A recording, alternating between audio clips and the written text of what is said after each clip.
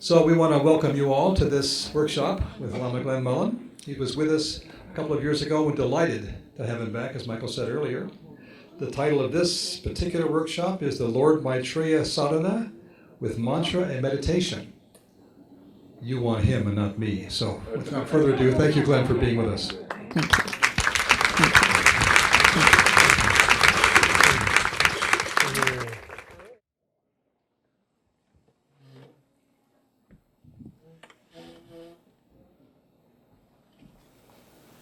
The great Indian master, second century Indian master Nagarjuna once stated that anything we say with words are just the finger pointing at the moon.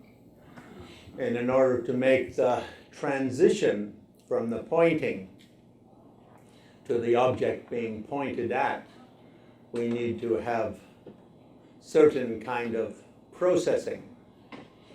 I know when back in my home when I had some cats, if I pointed to something, they'd come and like nibble on my finger rather than go to what I was pointing at. I think that's been a problem in spiritual traditions from the beginning of time, is the reliance, the over-reliance on the pointing rather than the pointed to. And I think the true difference between esoteric and exoteric, masters of the difference between esoteric and exoteric, are those who can lead the student or lead the trainees directly to the pointed at and let them quickly move beyond the pointing. So I'm not such a person myself, but anyway, the previous Dalai Lama, the great 13th, he said, it doesn't matter as much how qualified is the teacher. What matters is the qualification of the listener. If a listener listens to utter nonsense, he or she can hear complete wisdom. And they like to tell, Tibetans like to tell the story of a man who went to India, and his mom said, please bring me back a relic from the Buddha. And he said, okay, and he went to India, and he came back, and he forgot. And then when he saw his house, he thought, uh-oh. And then beside the road was a skull of a dead dog. So he leaned down and took a rock and knocked out one of the teeth from the skull of the dead dog. And when he came into the house, he said, Mom, here's a relic from the Buddha. And the mom took that tooth of the dead dog and put it on the altar. Now, one thing with relics is they can multiply. They can reproduce. If you put one on your altar, it can become 2 and 3 and 4 like that. So even though it wasn't a relic of the Buddha, because the mother looked at it as a relic of the Buddha, it reproduced. And then she had many old dog's tooths. Actually, a few years ago, one of my great masters passed away. He had spent about 30 years or so living in quiet Himalayan cave luxury. And with a beautiful view from the mouth of his cave and wonderful vistas, wonderful fresh air, spring water, flowers, and so on. Nobody really knew if he was very accomplished or not. But he seemed, because he didn't like to talk very much and he refused to teach. But he would just sit around and people would visit him and he'd smile and he'd laugh and he'd ask them questions about themselves. He rarely actually told them anything about themselves. He'd just get them talking about themselves.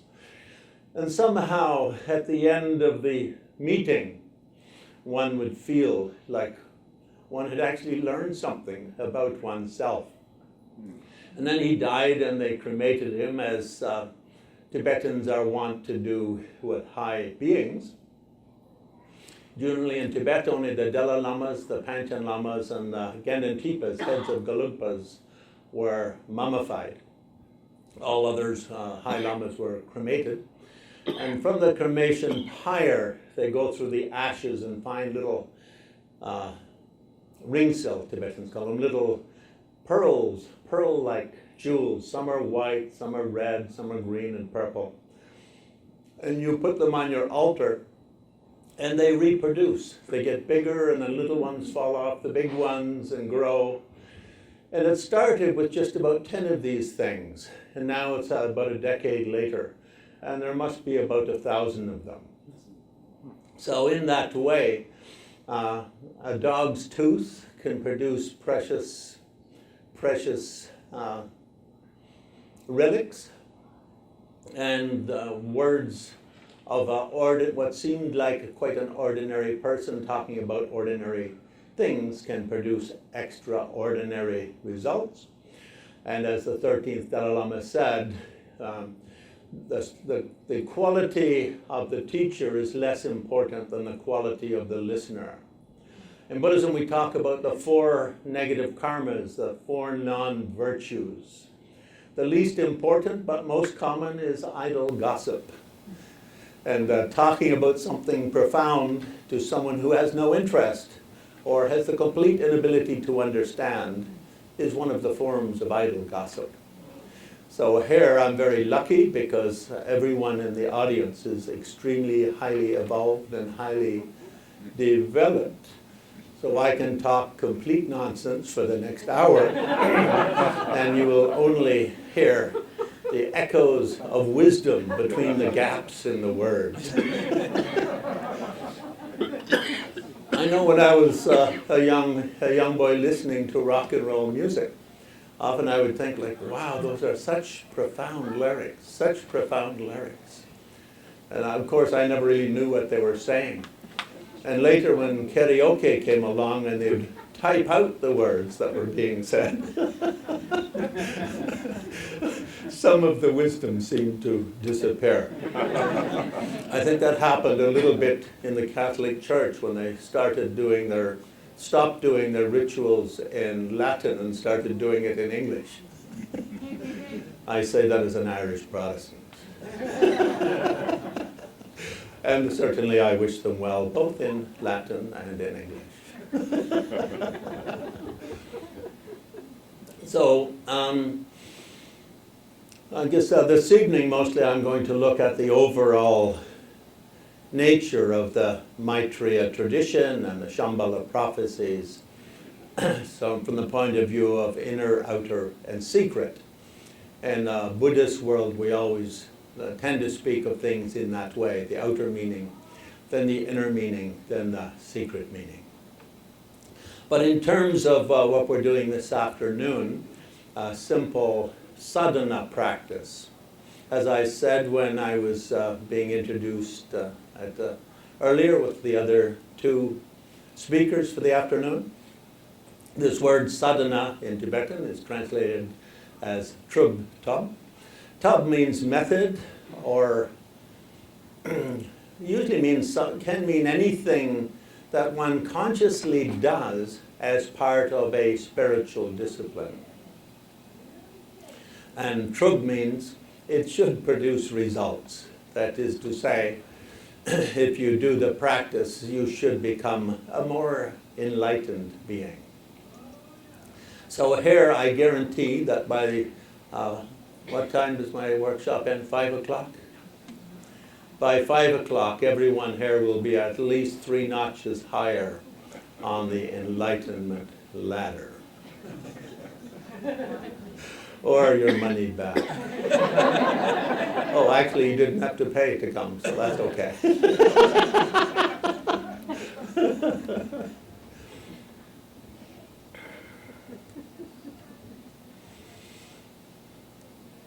Maitreya is a very big subject in the Buddhist world.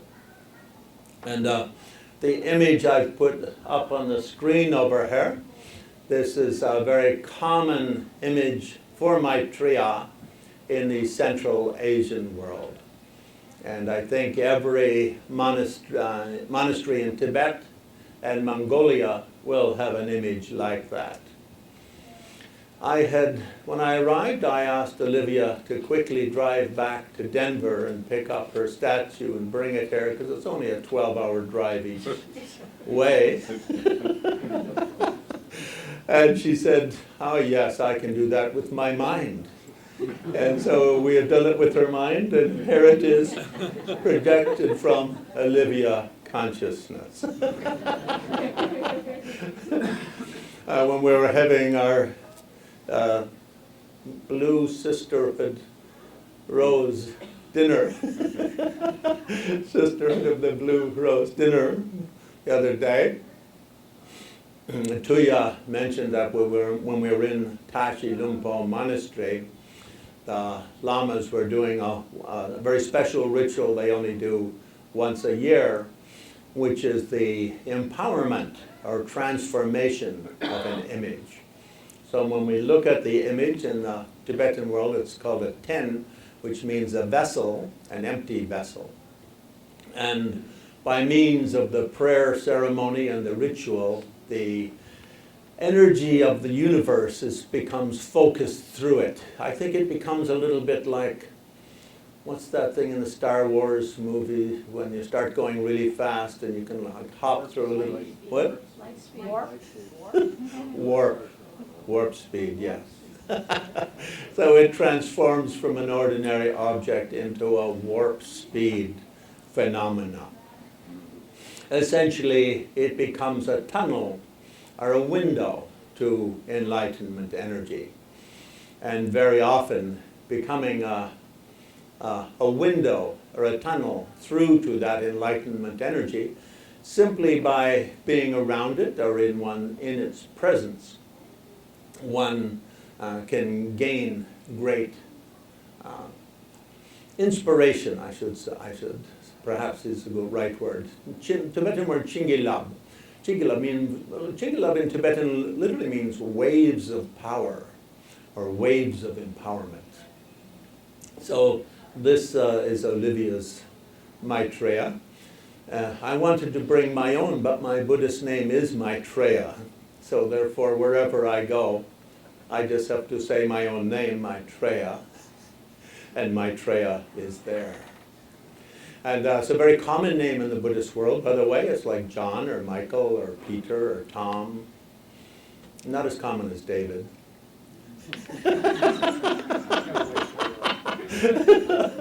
It's quite a common name.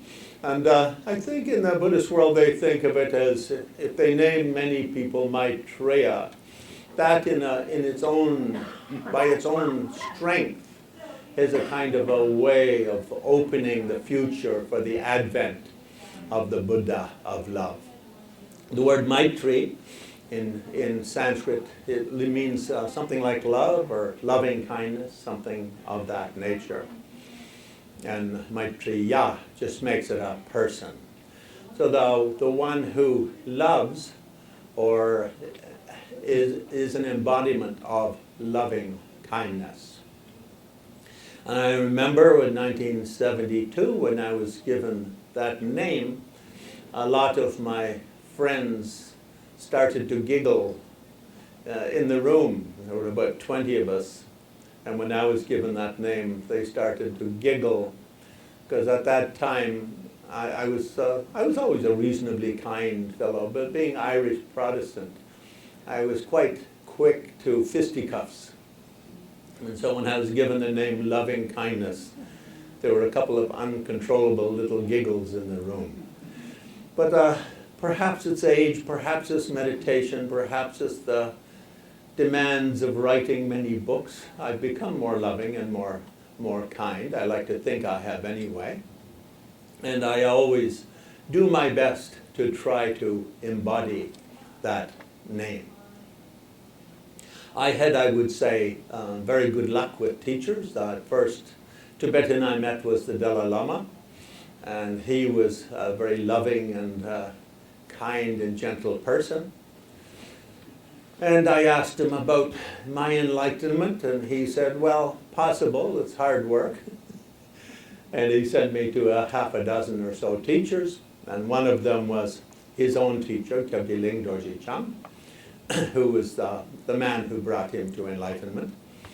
And he lived in the town, so we could see him once a week, which was very, very wonderful.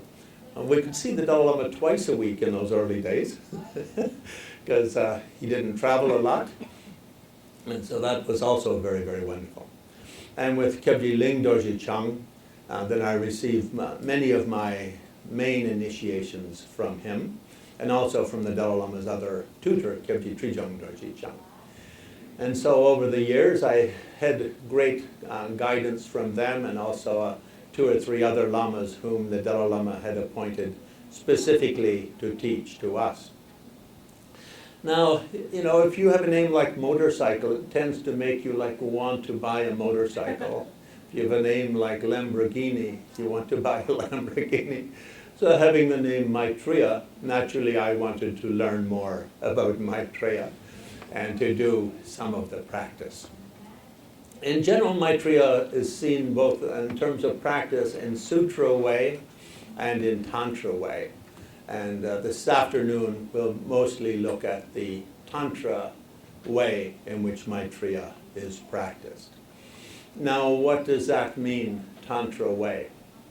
The first pillar of Tantra is the suspension of the ordinary self, the sense of ordinary self.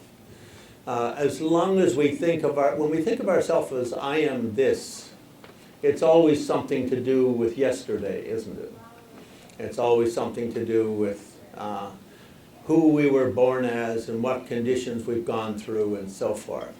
In other words, our sense of self is a kind of crystallizes us into a particular modus operandi and makes us difficult to step beyond that. So therefore, in the Buddhist world, as in many of the Asian traditions, avidya, or ignorance, is considered to be the biggest obstacle to enlightenment. And ignorance here mostly means not having a sense of self that harmonizes with the actual nature of the self. In other words, having a sense of oneself that is in contradiction to the world at large. And to put it in easy words, we generate a small sense of self rather than an infinite sense of self. We develop a small I the doctor, I the husband, I the writer, I the teacher, I the carpenter, and so on. And we don't go much beyond that. We don't see that, in fact, we are a Shakespearean actor in a comic play, but one of those ones like when Peter Sellers once did a Shakespeare, he played all the parts, both men and women alike. So in our life, we're really playing many different roles. But we often identify with specific aspects of specific roles, and our sense of self gets stuck on that point. Being stuck on that point, it becomes something like an iceberg self, changing very slowly, and whatever, to put it in kind of sutra language, whatever faults it has remained unchanged, and whatever perfections have not been attained become difficult to attain. The idea of I can't do that, or I am this and not that. So the word Shakyamuni, often used for Buddha, Muni, has a sense of power, or has a sense of ability. So it's Muni in the sense of I can do that, I can do that. In other words, the sense of self should be a sense of a self that can be anything, do anything, and achieve anything. The avidya, the ignorance sense of self, means a sense of self which is not like that.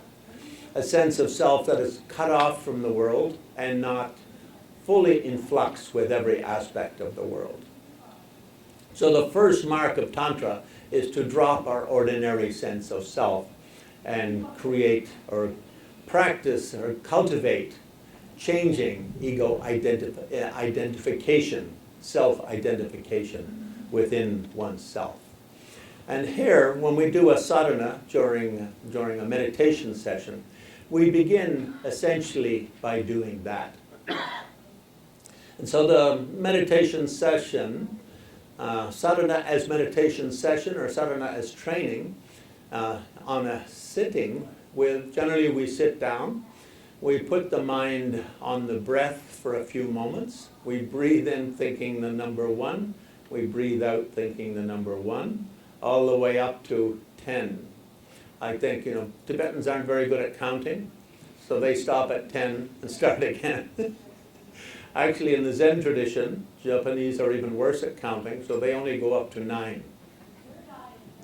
And so one does that for about 4 or 5 minutes. And it's said putting the mind on the breath like that when you sit down relaxes the body and brings pleasure to the body. Putting the mind on a number cuts the habit of the mind of namtokisam in Tibetan, which means conceptual mental activity, or mental drifting and mental sinking. So I always suggest that people carry like one of those tasers with them. If you find yourself mentally wandering or mentally sinking, just give yourself a little taser slash, or whatever you call it, I don't know. And that immediately brings your mind back to the point of what you're doing. But if you can't afford one of those, then put the mind on a number. Breathe in, think number 1. Breathe out, think number 1. And then number 2, and so on. And usually at the beginning of meditation session, for all tantric meditation, that's a very, very common practice. Tantra is based on the general teaching and what we could call conventional Buddhism, what I heard sometimes it's called conventional Buddhism, which means we want to generate sort of general good thoughts. And usually in the Buddhist tradition that begins by chanting verses. Tibetans in particular love the 11th century poet Joje Paldenatisha. So a lot of the verses that Tibetans of all the different schools chant come from him. And he was one of those spontaneous poets. So when he came to Tibet, there was a very old, 80-year-old scholar who was considered to be the greatest living monk in Tibet. And he knew everything in Sanskrit and had studied and traveled throughout India for many, many occasions. And when Atisha came and entered his temple, those of you who went to Tibet or traveled in the East, you'll notice that Tibetan temple walls have hundreds of Buddha figures painted on them. So Atisha walked up to each one and sang a beautiful verse of poetry. And he did this for some hundreds of these little fresco figures. And then when they came to the end, the old monk said, "Wow, that's the most beautiful poetry I've ever heard in my life, but I've never heard any of those verses. Who wrote them?" Atisha said, "Oh, I just spontaneously composed them on the spot." Of course, they didn't have a tape recorder in those days, so we can't really say if they were as good as Rilke or up to the writings of my own great-great-great-great-grandfather, Sir Francis Bacon, who wrote the Shakespeare plays. But nonetheless, they were well-liked verse works. And from that time on, Atisha's poetry became used by many of the schools for their preliminary meditation chanting. And they usually go Senge Jodan Soki, Shonamla, Senju Bari, Dani Chapsuchi, Dagi Jinso Jiba, Sonamgi, Drola Pincher, Senge Trupar Cho. I call upon all the masters of enlightenment, past, present, and future of the 10 directions. And I call upon the powers of truth. And I call upon the powers of compassion. And by calling upon them, then I myself will quickly achieve enlightenment, and I myself will bring benefit to all living beings. So the Himalayans start every meditation session with that verse from all the different schools. It's a very universal verse.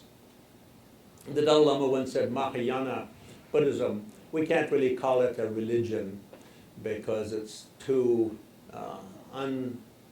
indefinable, and that it doesn't really have any kind of boundaries or borders. And he quoted Nagarjuna, on every atom of the universe, there's 100 Buddhas dancing, trying to talk to you. And so within your own body, there's galaxies and galaxies of enlightened beings. So in this way, the verse opens with all the enlightened masters of the past, present, and future of 10 directions. I call upon them for spiritual inspiration. I call upon the powers of truth, and I call upon the powers of Sangha, the powers of compassion. Sangha can also mean community in terms of, in the Tibetan world, you guys would be thought of as a Sangha because you inspire one another, you support one another, and so on. But it really means the compassionate, inspiring presence of peoples of like mind, who are driven by compassion and driven by kindness and so forth, inspired by kindness, inspired by compassion and so forth. And the second verse they like to start each meditation session is, may all beings have happiness and the causes of happiness. May they be free from suffering and the causes of suffering. And may they rest in joy, which is without limitation, without downfall, you could say, something like that. And finally, may they have an equanimity between people who are nice to them and people who are not nice to them. That fourth one is considered very important in the spiritual world. If one can't have an equanimity between those who are nice and those who are not nice to oneself, then one is always going up and down, up and down, up and down emotionally. Because unfortunately, only the Irish are always nice. Everyone else tends to be moody. You see, I like what Freud said about the Irish. We're impervious to psychotherapy because we don't need it. We don't have any problems. Therefore, we never take our problems out on other people. But so when you meet non-Irish people, you should remember some of them will be nice, and that means they probably have some Irish blood, and some of them will not be nice, and they'll have, I don't know, maybe Scottish.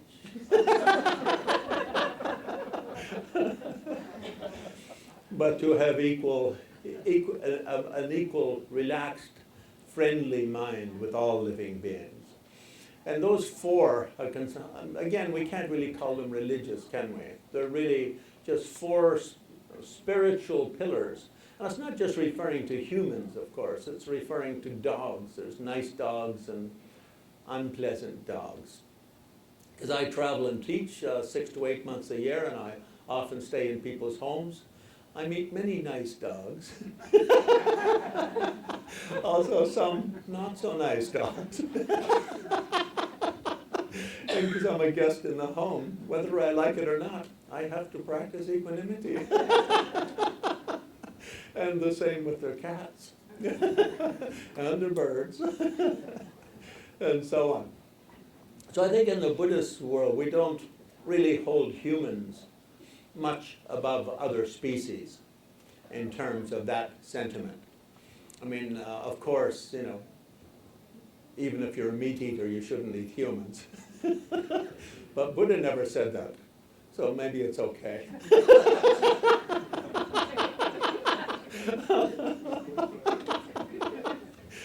You never know. But anyway, nobody does in the Buddhist world. I think the Buddhist world just thinks that Buddha forgot to mention it. You know, when he started teaching, there were so many things to talk about that by the time it got around to those kind of rare subjects, he was already quite old and forgetful. And he was thinking, oh, did I already mention something about that or did I not?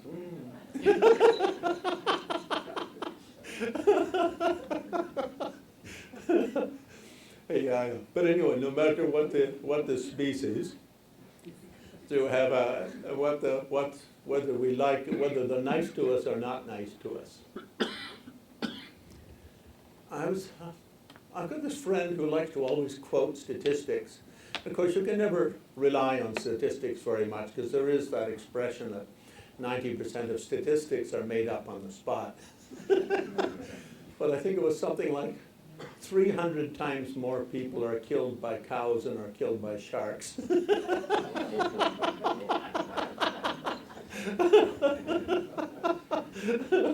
So when we look at cows, we should really be afraid, right? If we see a shark swimming by us, statistics are on my side.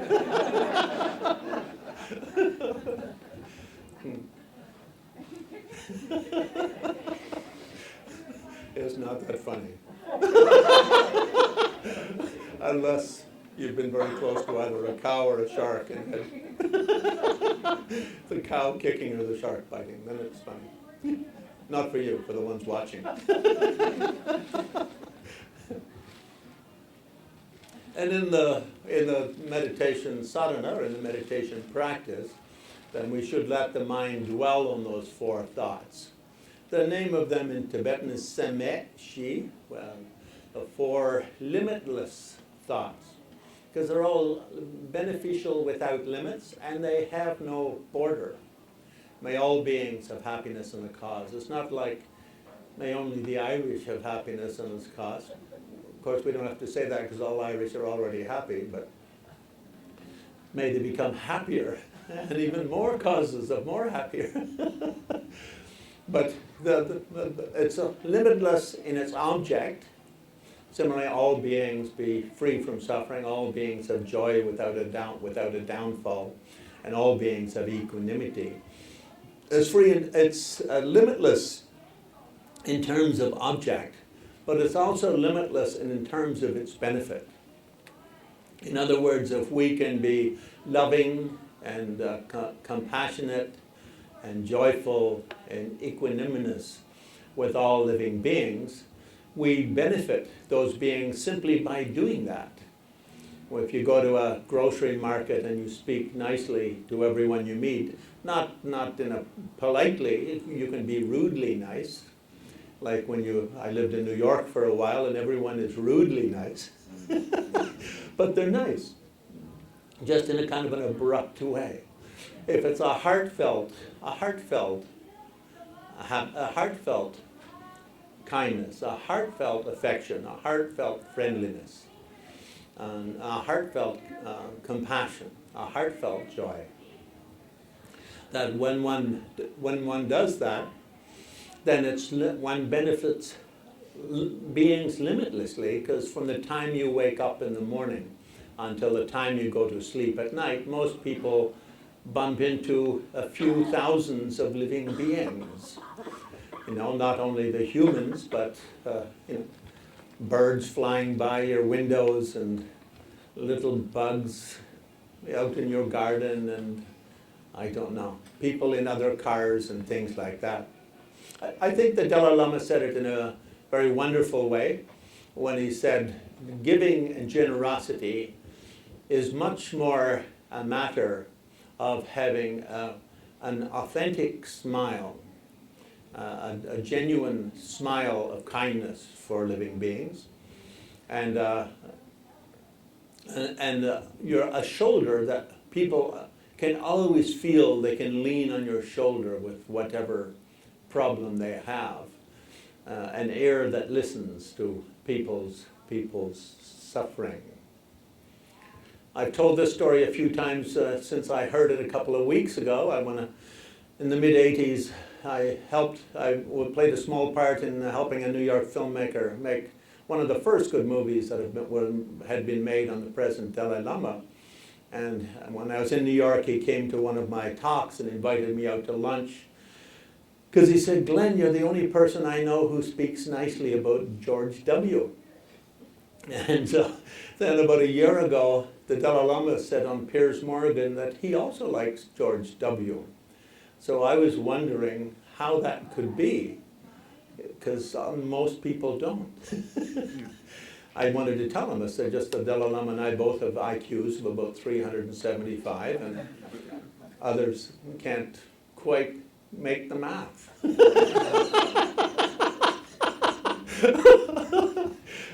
And so, anyway, he phoned up W and said, I'd like to come down and interview about why the Dalai Lama said he thinks you're one of his. On Piers Morgan, they said, oh, who do you like? You met so many people, Nelson Mandela, Mother Teresa, Desmond Tutu, and all these scientists and celebrities and kings and presidents and so on. Who do you like best? And he said, oh, I think I like Bush the younger. So naturally, all the Buddhists in the world fell out of their beds from their sleep. Those Buddhists who were already dead rolled over in the ground. But I don't know how, somehow the Democratic Party in this country has usurped the Buddhist bloc vote. And so he phoned up and he wanted, and anyway, W says, yeah, come on down, we can talk about the Dalai Lama however much you like. And so he flew down and he interviewed him. And in the interview, he says to him, well, what is it?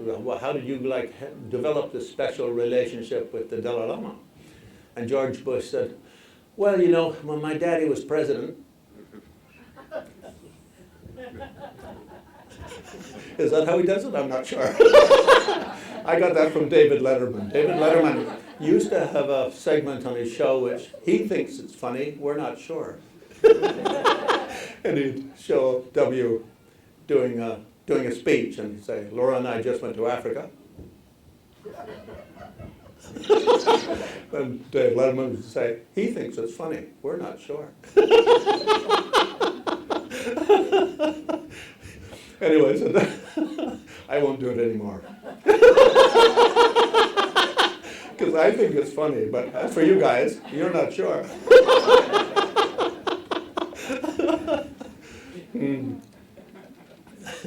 So anyway, so W says, yeah, so when my daddy was president, I managed to meet His Holiness at one point. And he says, and what struck me is I couldn't stop looking at his lips, because he had the most compassionate lips I had ever seen. And it just totally amazed me that someone could embody that kind of feeling or that kind of emotion, but just the way he spoke to all of us in the group, just from his lips, you could just feel compassion flowing. And so W said, I think I could have lips like that.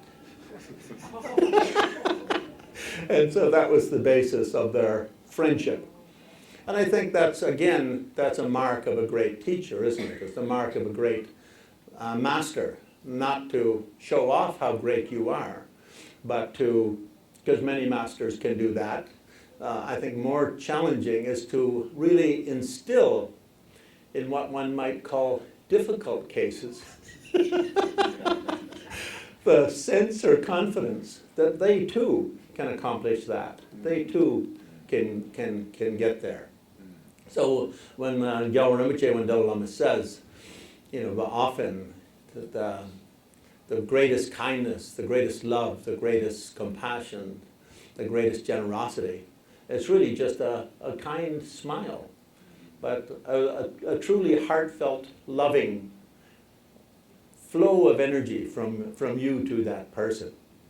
And so that story of W, I've told it 5 or 6 times now, but I think in the next 20 years, if I live that long, I'll probably tell it another 100 times. Because it really is, for me, one of the most touching examples of how great beings can transform in very, very simple ways, bring transformation in very, very simple ways. So after equanimity, love, kindness, and so on, usually the Buddhists do a mantra, Om Sobo Washodo Sarva Dhamma Sobo Washodo Ham, but we don't have to do a Sanskrit mantra. The meaning is just Om, everything is always perfect, pure since the beginning. And of course, we always have a sense that things are impure, don't we? Like it's too hot, or it's too cold, or the road's too bumpy, or this person is that, or that person's this. This food is something, too much this, too little that. But in fact, the world is always has some sort of natural perfection about it. I think it's a little bit like the glass is half full or the glass is half empty. That when we notice the half empty side of the glass, we're always feeling thirsty. When we notice the half full side of the glass, we're always feeling quite content, quite well provided for, quite thirstless. So I think that's the real meaning of the mantra. Of course, in Buddhism, it has the meaning of emptiness. All phenomena by self-nature are pure from the beginning. How so? Because one thing is connected to another thing, is connected to another thing, is connected to another thing. From the top of the universe to the bottom of the universe, everything is completely interconnected. So whatever it is that's going on, it's always connected to the greatest thing. So the smallest has the power of the greatest, and the greatest has the simplicity of the smallest, something like that. And usually at that point in the sadhana, in the daily practice of Maitreya meditation, one dissolves the world into light and into one's body. And then one's body from the head down and feet up into light, into one's heart chakra. And at the center of the heart chakra, one can have a little blue flame.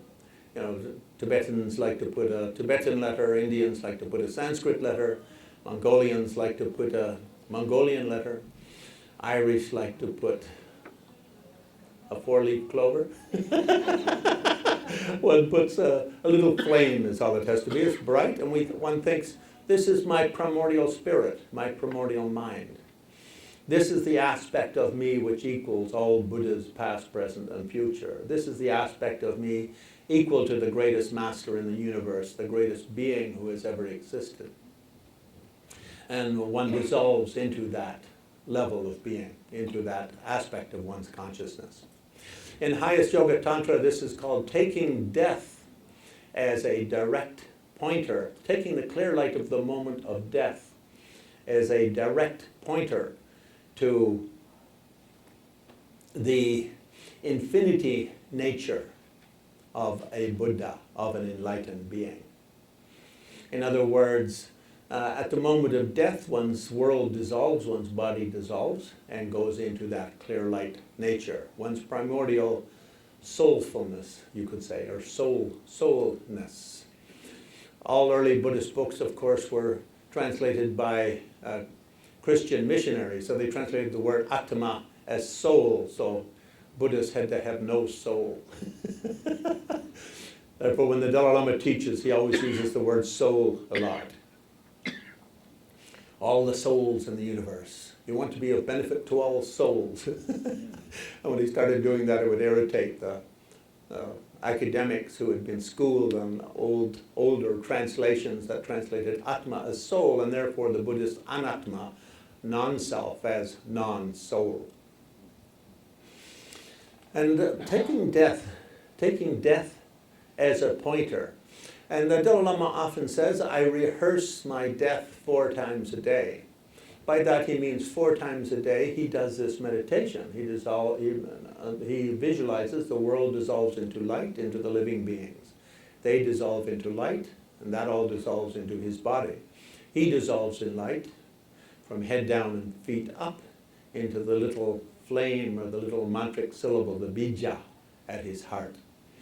And then he thinks, that's one lifetime gone. And when he comes out of it, it's a rebirth. So in a way, every meditation session becomes a rebirth. And out of that, one comes each tantra in a slightly different way. For Maitreya is the golden lord. So one comes out as a golden bar of light. And there's just the golden bar of light. And one can think as a trillion to the top of the universe, to the bottom of the universe. But I'm not sure if a cosmos is bigger than a universe, then to the top of the cosmos, to the bottom of the cosmos. And at that point, there's only you. There's only you in the form of this golden bar of light. And this kind of aspect of consciousness is used in the Buddhist world for dream yoga. And it's thought to be, this is like your dream body, and it's also like after you die in the clear light of the moment of death, it's also like the bardo body. And so in this way, each time, each meditation session, you touch to your bardo body, your in-between body or your hereafter body, and you touch to your dream body. And one can stay in that state for some time and just notice how thoughts arise and go, and different kind of emotions come and go. And it's just like in a dream. Thoughts come and go, emotions come and go. In the Mahamudra tradition, one's given pointers for what to do with those thoughts and those emotions. But one of the pointers is to have a very vast panoramic view of them, or a way of looking at them, sort of like a newborn baby. So just remember what you felt like when you were like a month old. Let's see. If you can't do that, remember when you were in the middle of a conversation with guys can do this, and that only won't work for the women. For the guys, remember when you were in the middle of a conversation with two women, and they were talking about like things like lipsticks and clothing and other such things. And after about 5 minutes, the way your mind goes, and you find it hard to keep your neck straight. Your head starts to go like this. Or ladies, you go back. Am I doing that right?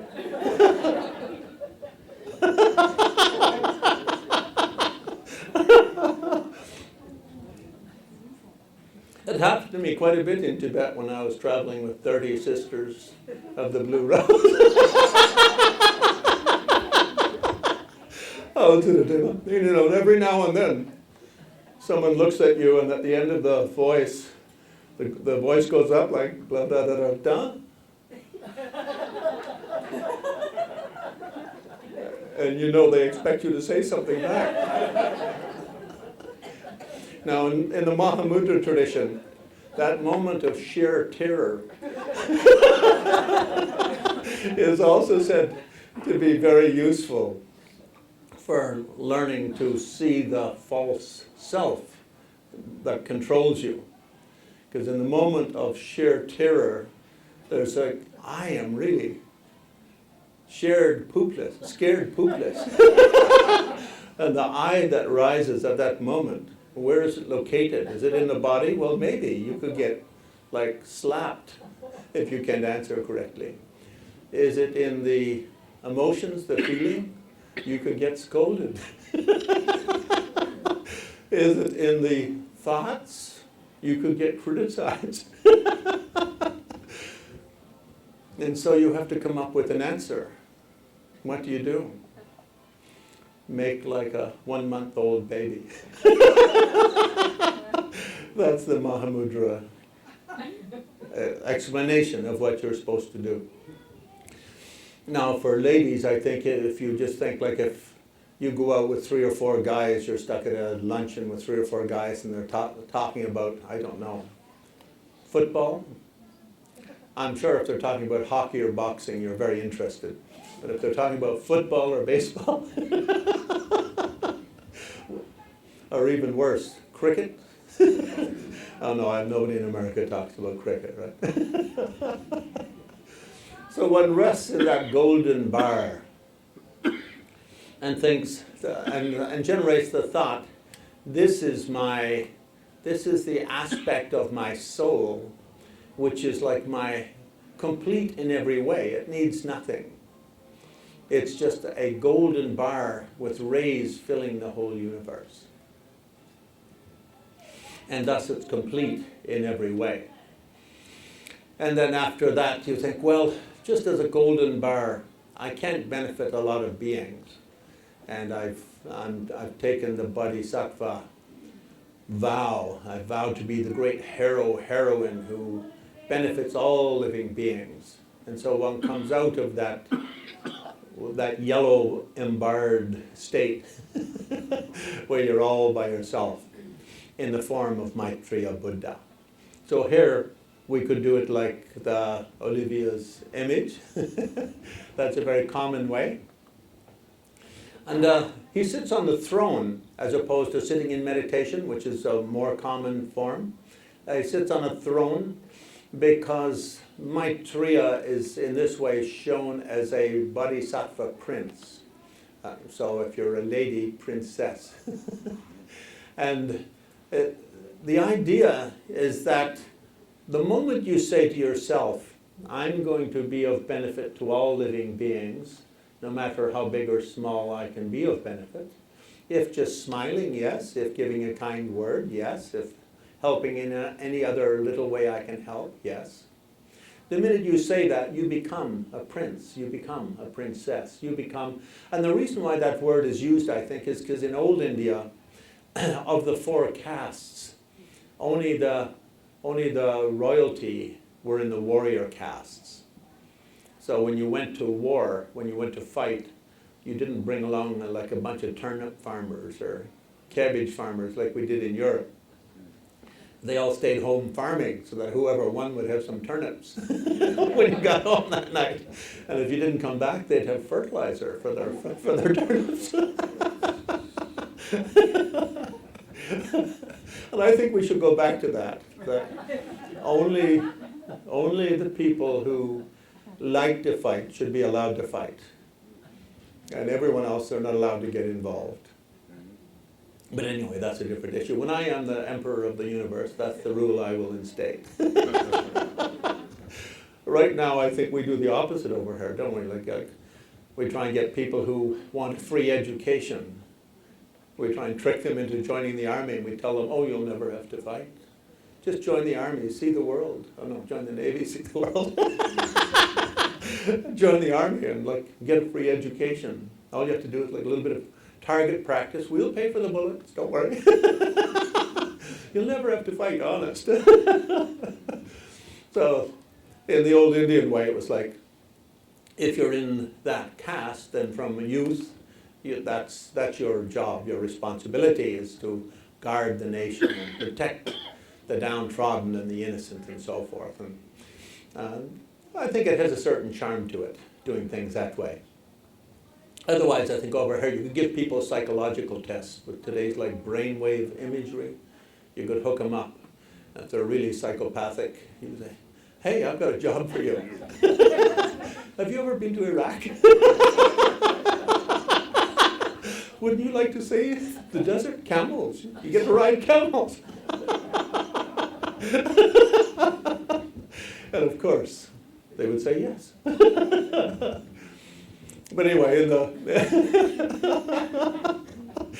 the spiritual tradition, the Indian spiritual tradition, that the moment we take the vow upon ourselves, from now on, I will only be of benefit to all living beings, and everything I do will be beneficial. From that moment, one does not waste any time. One applies each moment to the benefit of all living beings. One becomes a prince or a princess, heroically saving all beings in the world. So in terms of sadhana, then one sees oneself in that way. One sends out lights from one's heart, and one calls back blessings and energies from all other beings who have ever achieved enlightenment by means of that kind of meditation, that kind of practice. Not limited to those who have done that specific practice, but it's all enlightened beings. This fills one's body and overflows one's body and goes out and fills the whole universe, streams back to the universe, and touches all living beings and brings those beings to happiness and to joy, and helps them to grow in love and wisdom. So the sadhana proceeds like that, and then on that basis one does the mantra, which is a very simple mantra. There's many forms of mantras in the Indian Buddhist world or the Himalayan Buddhist world. But the easiest one is just Om Maitreya Mam, like that, Om Maitreya Mam. Say it after me 3 times. Om Maitreya, Mam. Om, Maitreya, Mam. Om, Maitreya, Mam. And when one does the mantra, one can either recite it, like chanting it, Om Maitreya, Mam. And the 13th Dalai Lama, in his commentary, gives 4 ways. And he says a nice way to do it is don't make any sound from your mouth, but at the center of your heart is a little golden flame, a little golden fire. And it's making like little crackling sounds like a campfire does. If you remember when you were a Boy Scout or a girl, do you call them Girl Guides down here or do you call them brownies? Girl Scouts, okay. If you remember back in the glow, click, tick, tick, like that, the fire at night. So as you're doing the mantras from your heart going, did you hear it? And as it does so, the light streams out and fills your body. And within you strengthens your own personal love, the depth of your love, the strength of your love, and so on. Because love is always a constantly challenged force, isn't it? It's not like love, got it, for ordinary beings. On a very high level, of course, eventually it becomes like that. But the minute you think, oh yeah, I got it, like someone comes along who like assassinates and eats your neighbor. And you think, oh, I don't feel much love for that guy. Or you read something in the newspaper about, some dummy who flies an airplane into a mountain in Switzerland, and locking out the pilot, and you think, I don't feel much affection for him. There will always be challenges, either just intellectually through the television or the newspapers or the internet, or directly in your own work, in your own life, with your own family members, and so on. In fact, I think because I travel so much and spend so much time in people's homes, and one aspect that's mentioned in all Buddhist scriptures is first you do it with yourself, and then you do it with your immediate family member. Like if you're married, with your spouse, with your mom and dad, your children, then your brothers and sisters. And then after that, you go out to cousins and so on. Just like dogs fight more with dogs than they do with squirrels. So loved ones fight more with one another than they do with strangers. And so all the texts recommend to do in a very practical way, beginning with loving yourself, filling yourself with love for yourself. If you can't make yourself feel beloved by yourself, it's difficult to feel loving for someone else. So just say to yourself, oh, David. Let's hear you, David. Oh, David, I think I'm a great guy. I think I'm But here, love in Buddhism means may have happiness and the cause of happiness. And happiness, of course, refers to directly feeling good physically and mentally and emotionally and intellectually and socially and so on. And the cause also means that one essentially has a lifestyle in which everything you do is conducive to future happiness. So for instance, if your happiness comes through some sort of negative aspect, obviously it's going to have a negative whiplash in the future, and it'll come back in a negative way. So we want to, in that way, try to have happiness and the causes of happiness. May I live in such a way that everything I do makes me more happy. And through me becoming more happy, then my family will become more happy. Then, by them becoming more happy, our neighbors become more happy. The idea is something like that. Of course, this idea of love in Buddhism, it's a kind of a little bit of a limitation to it, in that, in Buddhism, love is one of the 51 secondary minds. In other words, it's a conceptual mindset, and for most people is based on the duality factor. In other words, a sense of separation. You and I are different. Therefore, I'm one and you're number two, something like that. Or you're number one, I'm number two, whichever way, but still separate.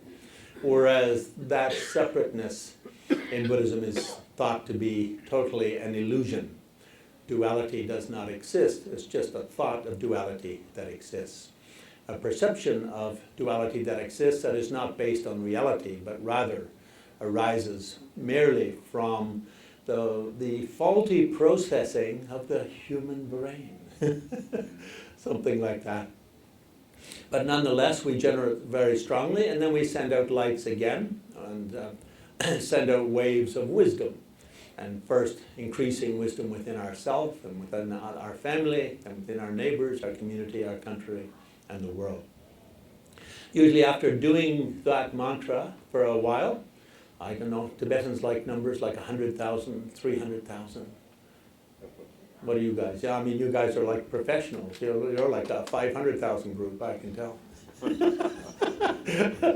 Usually after that, then one sits in quiet meditation for 10, 15 minutes at the end of the session. And again, one dissolves the world into light, into oneself, into one's heart, the flame at one's heart, that into radiance, and that into clear light mind, or primordial soulfulness, unformed soulfulness. I think yesterday there was a terrible tragedy in Nepal, and many of us here have been through that part of the world because of the sacred sites there. I think if we do a few mantras for those people, it would be very auspicious. And I think one problem too is when you have great disasters, people panic. And when people panic, it brings out some good things in people, and it also brings out some negative things in others. So I think it would be wonderful if we do a few mantras for them and visualize from the fire at our hearts. We send out the golden light at our hearts. We send out radiance, which fills the room and then fills the country and then fills the world, and sort of focuses on that part where those victims. And so that, because with positive energy comes what we call in Buddhism merit. Merit really means good luck. And it means people who are buried under rubble, that they may be found. They may have the good fortune to be found. People looking for their loved ones, they may have the good fortune to find them before those people either die of exposure or die of bleeding or whatever. And a lot of it is just good luck that it happens. So it's good energy, good merit, you could say. Happy coincidence, something like that. Punya in Sanskrit. So we just do some mantras for that. And then I think after that, if anyone wants to ask any questions or any point of discussion, I'm not sure, I think we still have 12 minutes left, 10, 12 minutes left. We can clarify any other points. And because I know everything, you can ask me anything. And even if I don't know it, being Irish, I'll give such an answer you won't have a clue that I didn't know it. Oh, Maitreya, Mum, oh, Maitreya, Mum, oh, Maitreya, Mum.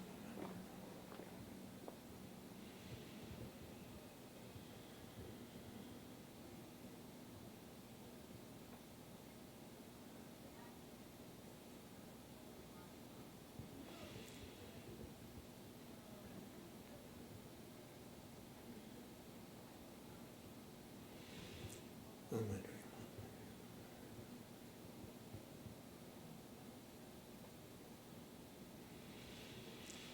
Oh, Maitreya,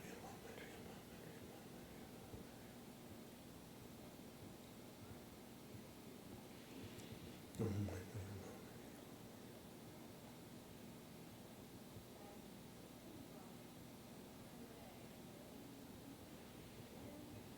Oh, Maitreya, Mum.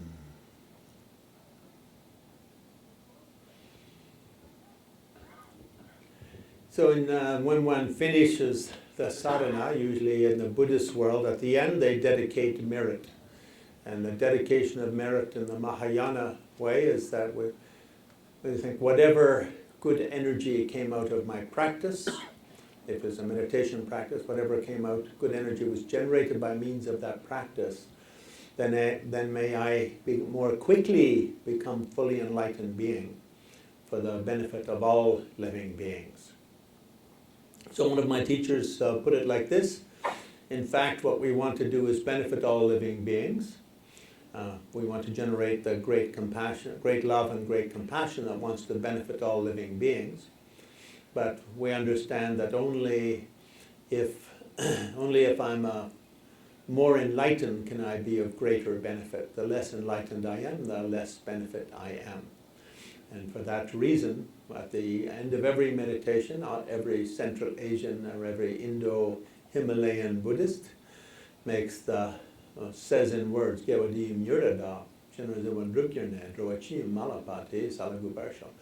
means of this practice may I become, by means of any positive energy from this practice, may I quickly become an enlightened being, more enlightened being, fully enlightened being.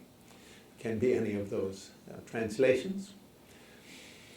And speaking of translations, if you read them, only rely on mine. Those other people translating from Tibetan are very spurious and suspicious. Droachikung Malapa, and all living beings by that, Te Salagubar Show, may benefit be brought, may I be able to bring greater benefit to all beings more quickly.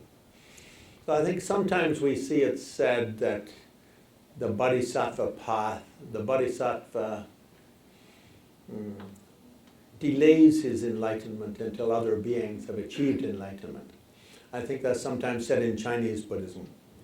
But in the Indo-Tibetan world, Indo-Himalayan world, it's the opposite. It's may I quickly achieve enlightenment to be of greatest benefit to all living beings. Nagarjuna, Sangha, these great Indian masters who were the path openers for what happened throughout Central Asia over the centuries to follow.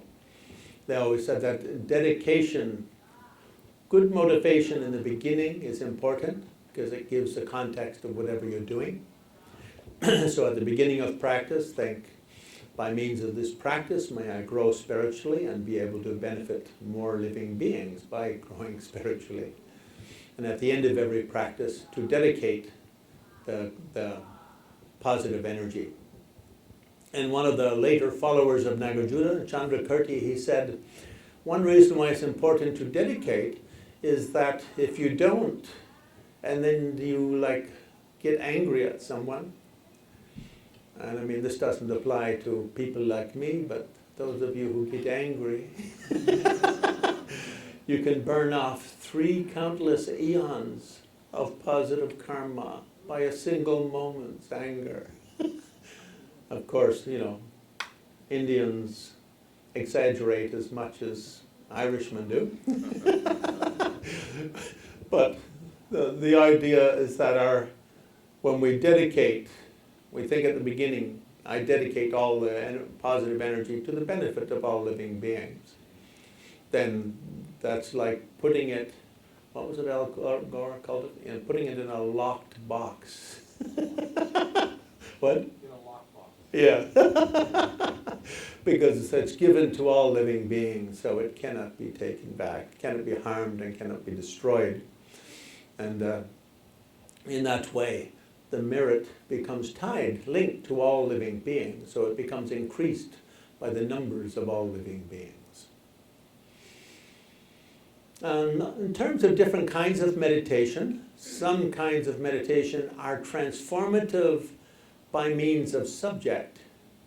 That is to say, the nature of the subject brings a transformation. Contemplating that subject brings transformation.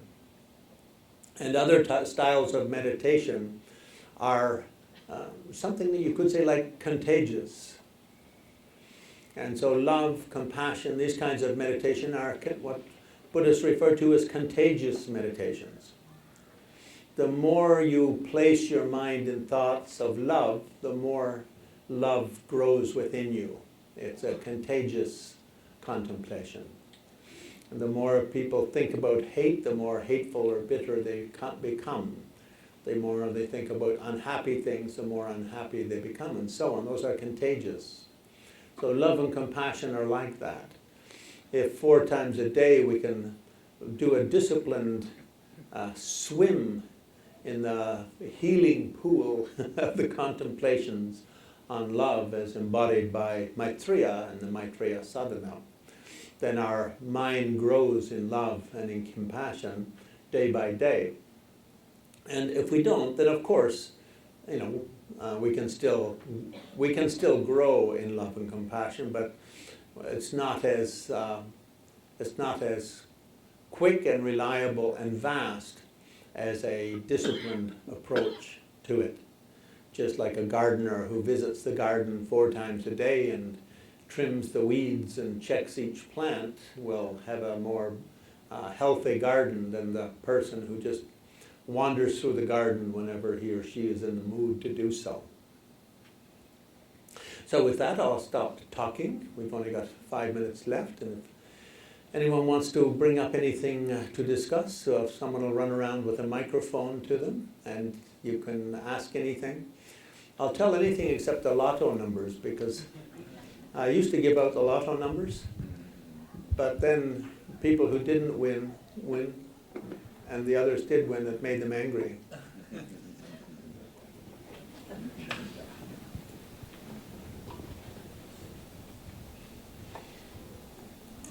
There's been some written that the Dalai Lama has said that he will not, I'm probably using the wrong word, reincarnate, but come back again. Can you give us any insight on that, or what the ramifications of that might be? Well, I interviewed him on that subject in the early 80s, which is almost 25 years ago. And at that time, he said he might not come back as a Dalai Lama. So I said to him, well, then you'll be out of a job. What will you do? And he said, I'll come back. I think I'll come back as a dog, or a book, or a bridge, or maybe an incognito American like you. Which, of course, I read between the lines as meaning that I'm the real Dalai Lama. Did I misread? It sounded like a hint to me. He wants to learn to snow ski.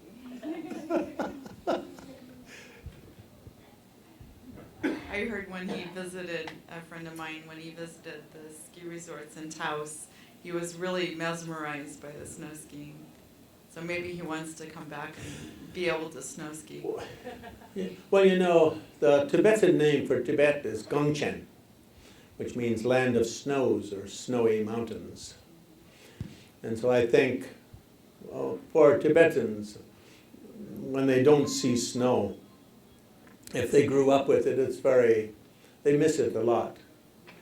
So whenever he goes to snow, like when he went to Scandinavia, they asked him what he wanted to do, and he said he wanted to go up and spend some time with the reindeer people, the Laplanders, because they were a little bit like Tibetans, he had heard, and they had lots of snow up there. So I think, he could be reborn as an Eskimo with an igloo that looks like a Mongolian gear, living in the lap of luxury in the middle of the North Pole. But in reality, I think when we think about reincarnation, we think about it in a linear way.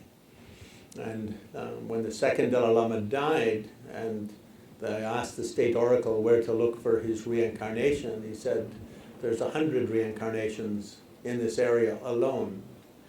And so the big problem is to decide which one will do the best job.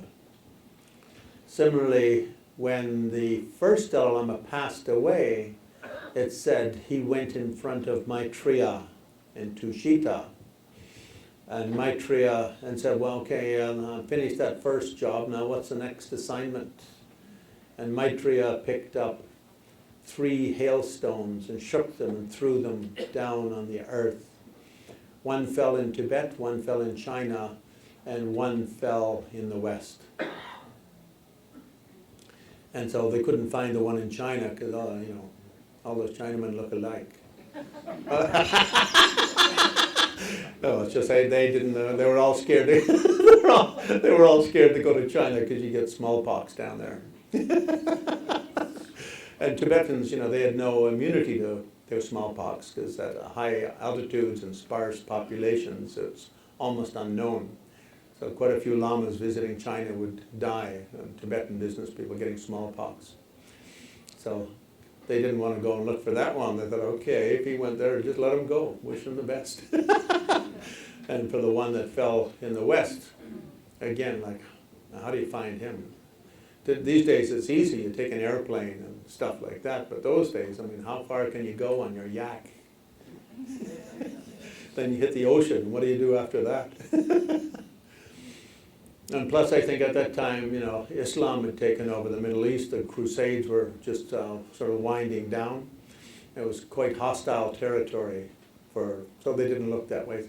So they picked up the local boy, and he turned out quite good. So I think this idea of linear is not there in the Buddhist world. It's said on each bodhisattva level, we can multiply our reincarnations by 10, power of 10. It's like Olivia is a good example, I think. Wherever you go, you see one of her. You never know which one you're seeing, really. I don't know if you ever watched that Harrison Ford movie, made in LA, where like the cloned people from space. And the only way you could tell if they were really humans, if they were emanations, was he'd have to ask them trick questions and look in their eyelids, pupil, to see how they responded. So whenever I bump into an Olivia anywhere, I look deeply into her eyes and I ask her one of those kind of questions, like, Blade Runner, that was it, Blade Runner. So I asked her one of those questions. Imagine it's a hot, sunny afternoon and you're a turtle crossing a street and you get flipped over on your back. How do you feel? And she goes, so I know that's not the real one. That's just an emanation she sent there. So that one, I can be rude to that one. I can say whatever I like, but she's not going to remember. If occasionally I get it wrong and rude to the wrong Olivia, I know she won't mind that much because there are 100 of her out there flying around doing things.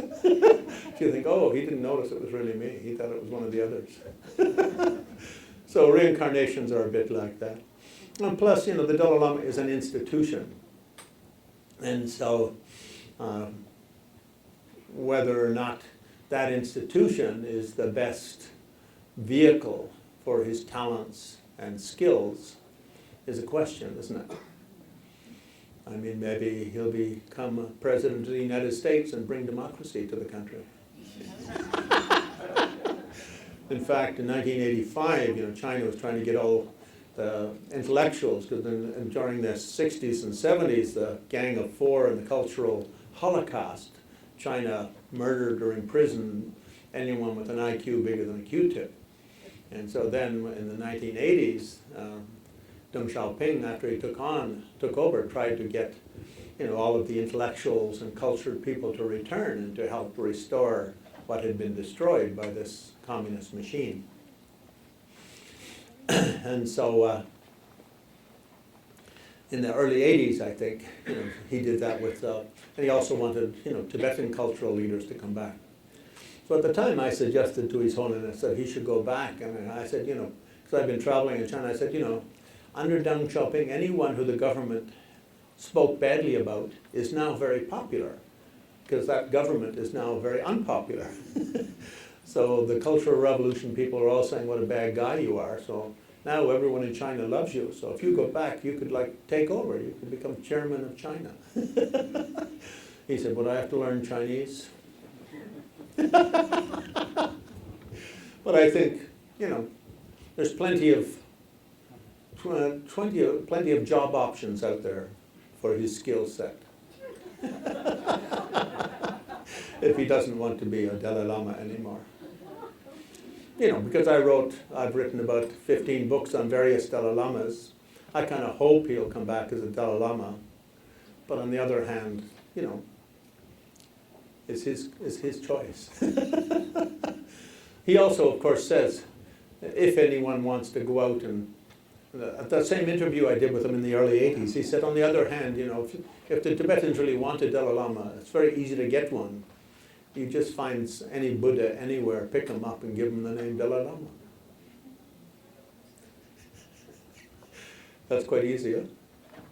You just walk around, find a Buddha, give him the name Dalai Lama. Usually Dalai Lama is quite a humble character, so when he said that again, I wasn't sure if he was pulling my leg. Yeah.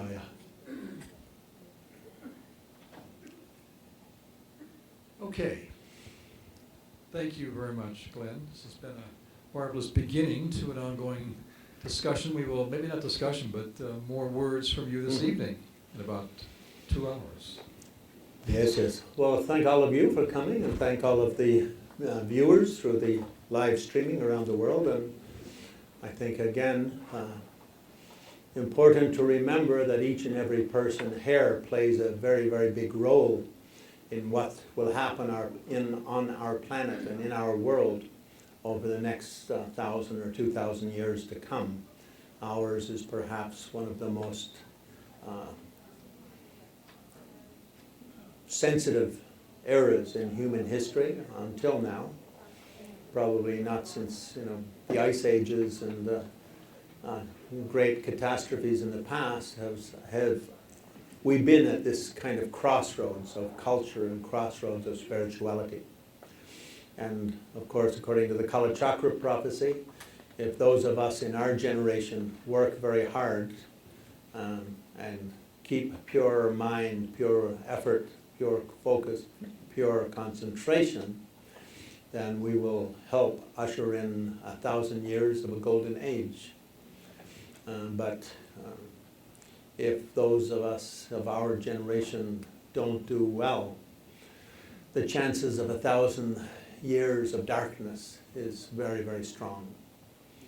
And I think we can see some indications of the polarization of the planet in that way. And just since I was born 23 years ago, or so. But I think, it's certainly those spiritual leaders around the world who are dedicating so much effort, so much work to trying to push things toward the 1,000 years of an age of light are very, very, very important human beings, and let's make a prayer for their long life, their well-being, because the longer they are here to press good works, to inspire goodness and wisdom and so forth within others on this planet, then the more chance we have of succeeding. So in particular, this group is very connected to Michael Robbins. So in the Buddhist world, you'd make him sit up on the thing, and you'd offer him a bunch of carpets, and then you'd offer him a mandala of gold dust, and then you'd bring in, like, I don't know, flat bed televisions. I remember the first time I saw one of those long life ceremonies for the Dalai Lama. It was quite, from my side, comical. Because the Dalai Lama lives a very simple life. But all the different Tibetan organizations all got together to make him like some beautiful offering. So people would come in with a carpet big enough to fit this room, and he doesn't have a room big enough to fit that carpet. And maybe 1,000 groups like that, one after another, making little offerings. But in that way, with one's spiritual teachers, to support as much and to show your affection, to show your appreciation for the great works that they do. In the Buddhist world, that's considered to be the great masters stay with us as long as our merits deserve. And also on the other side, until they have trained us as much as they can train us. At one point or another, of course, every great master does hop off and get on the next spaceship going to the next destination of work and effort. So, long life to the great masters, and especially with your group, long life to Michael La for his very, very wonderful efforts and wonderful works. Thank you so much. Thank you.